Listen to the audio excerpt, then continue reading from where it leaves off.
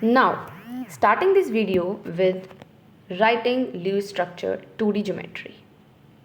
अब इसमें आपने पहले भी मैंने इससे प्रीवियस वाली वीडियो में बताया था ल्यूइस स्ट्रक्चर बनाते हैं सिंपलेस्ट और मॉलिक्यूल्स के लिए और HCN के लिए बताया था, ठीक है, और कार्बन डाइऑक्साइड के लिए भी बताया था।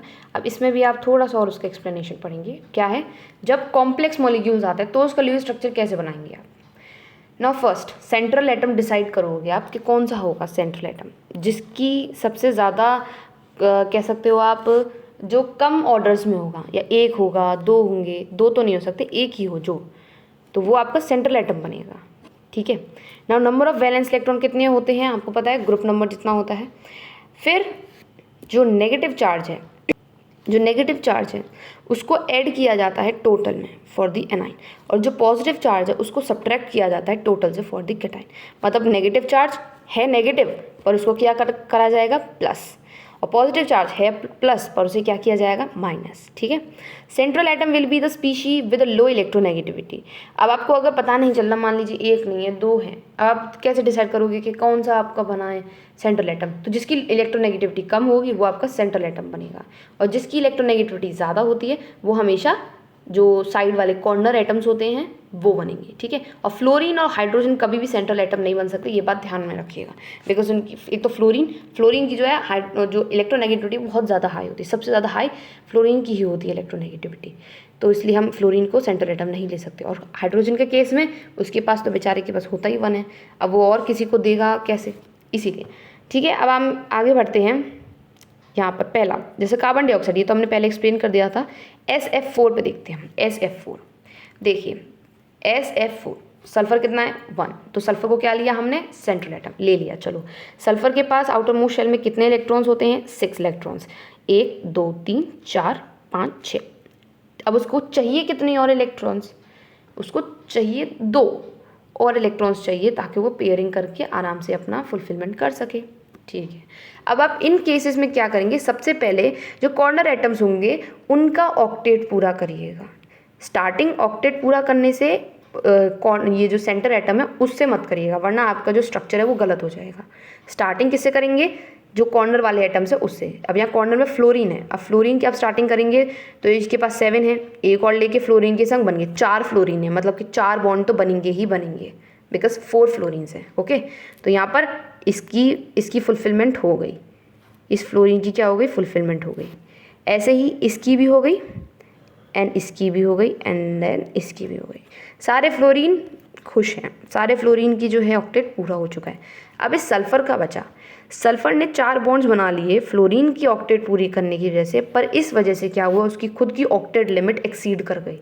कितने होने चाहिए 8 होने चाहिए, और काउंट करिए कितने हैं सल्फर पे, 1 2 3 4, ठीक है, 5 6 7 8 9 10, टोटल कितने हो गए आपके पास 10।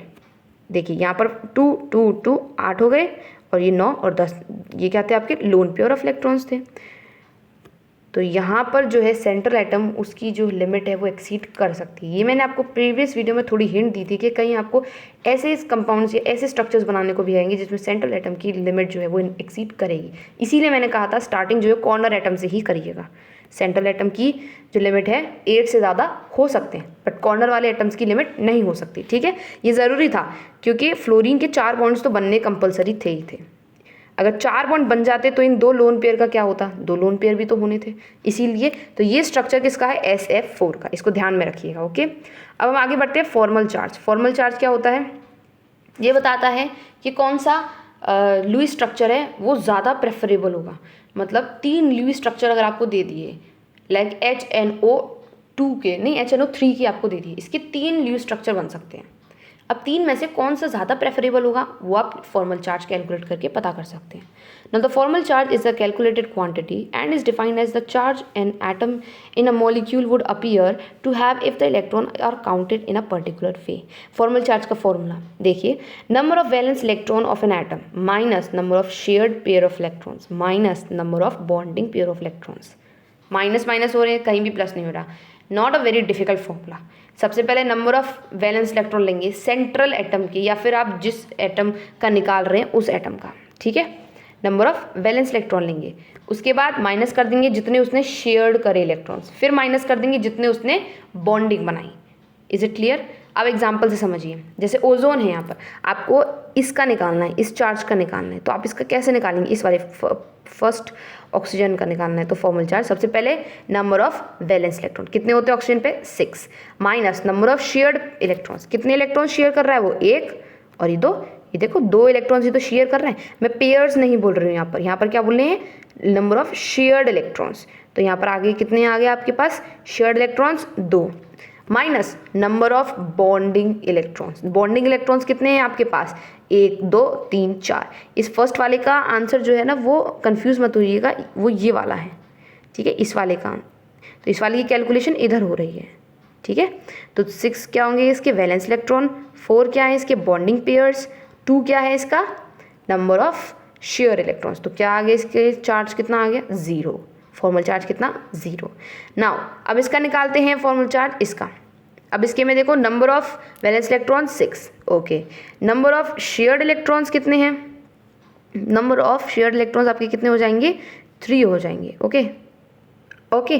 तो यहाँ पर कितने आ गए नंबर ऑफ अनशेयर्ड इलेक्ट्रॉन्स? 2, ये जो बचे हुए हैं, और माइनस कितना हो जाएगा आपका? जितने उसने पेयरिंग करी, 3 इलेक्ट्रॉन्स की पेयरिंग कर रहा है इसीलिए। Is it clear? एक और साइनाइड ग्रुप से और समझिए, यहाँ पर है आपका साइनाइड आयन। साइनाइड आयन, अब इसमें देखो पहले नाइट्रोजन का निकाल, इसमें आपको अच्छे से समझ में आया क्योंकि यहाँ पे अलग अलग एलिमेंट्स है, उसमें शायद से थोड़ी सी कन्फ्यूजन हो सकती है क्योंकि इसमें सारे ऑक्सीजन है। इसमें देखिए नाइट्रोजन कार्बन ऑक्सीजन, पहले नाइट्रोजन का कैलकुलेट करते हैं। Number of valence electrons nitrogen पे 5, ठीक है, minus number of unshared electrons कितने बचे हुए हैं, मतलब लोन पेयर कितने हैं? 2, तो 2 माइनस कर दिया, minus number of shared electrons कितने हैं? Shared electrons 3 minus 3 and plus 1 क्यों किया? अब यहाँ पर +1 इसलिए किया है क्योंकि जो आपका पूरा साइनाइड आयन है उस पर होल पे नेगेटिव चार्ज है। अब होल पे नेगेटिव चार्ज है मतलब कि +1 करेंगे, मैंने आप पहले वाली बताया था आपको, इसीलिए यहाँ पर क्या आ जाएगा आपका आंसर 0। अब कार्बन पे मूव करते हैं, तो कार्बन पे नंबर ऑफ वैलेंस इलेक्ट्रॉन 4, कितने शेयर कर रहा है? 4, और कितने हैं उसके पास लोन पेयर? नहीं, एक भी नहीं, 0, तो इसका कितनी आ गई? 0 आ गई। और ऐसे ही ऑक्सीजन के पास नंबर ऑफ वैलेंस इलेक्ट्रॉन 6 -1 मतलब कि शेयर्ड इलेक्ट्रॉन, और आपका -6 मतलब कि unshared electrons. Is it clear? So ये आपका पूरा है साइनाइड ग्रुप। अब ऐसे आप पता लगाओगे फॉर्मल चार्ज, ठीक है। अब बात यहाँ पर आती है, क्या फॉर्मल चार्ज पता लगा लिया, अब ये कैसे पता लगाओगे कि कौन सा ज़्यादा प्रेफरेबल होगा? तो ल्यूइस स्ट्रक्चर जिसका फॉर्मल चार्ज 0 आता है वो ज़्यादा प्रेफरेबल होगा पॉजिटिव 1 से, वहीं ल्यूइस स्ट्रक्चर जिसका फॉर्मल चार्ज नेगेटिव आता है वो तो 0 से भी ज़्यादा प्रेफरेबल होगा। मतलब सबसे ज़्यादा प्रेफरेबल जिसका -1 चार्ज है, फिर 0 चार्ज और फिर plus positive charge. Is it clear? समझ में आ गया? सबसे ज़्यादा प्रेफरेबल कौन सा होगा? जिसका नेगेटिव में चार्ज होगा, फिर 0 में और फिर +1 में चार्ज होगा। जैसे इस एग्जाम्पल से देखिए, इस एग्जाम्पल में आपका क्या है? Nitrogen nitrogen oxygen oxygen. अब किस पे? दोनों पे आपने निकाल लिए फॉर्मल चार्ज, ठीक है, दोनों पे निकल गए। अब आप बताइए क्या कन्फ्यूजन नहीं होगी कि नाइट्रोजन पे चेक करें या ऑक्सीजन पे चेक करें? दोनों पे आप चेक नहीं कर सकते क्योंकि डिफरेंट आंसर आएगा, तो किसी एक पे चेक करेंगे। तो कौन से इलेक्ट्रॉन पे चेक करेंगे वो आप कैसे पता लगाओगे? तो आप ऐसे पता लगाओगे, उस एटम पे चेक करिएगा जिसकी इलेक्ट्रोनेगेटिविटी ज़्यादा है।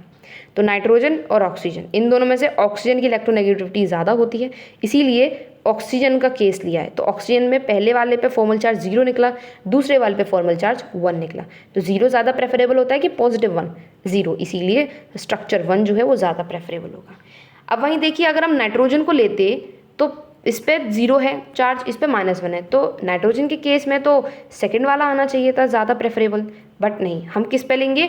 ज़्यादा इलेक्ट्रोनेगेटिव एटम पे लेंगे। तो ज़्यादा इलेक्ट्रोनेगेटिव एटम कौन सा? ऑक्सीजन। तो ऑक्सीजन का केस हमने कंसिडर किया। आई होप सो आपको ये समझ में आया होगा। It's not very difficult but it's very important. Okay, so this is all for today's video. अब नेक्स्ट वीडियो में हम कवर करेंगे कोऑर्डिनेट कोवलेंट बॉन्ड के बारे में। Thank you for watching this video.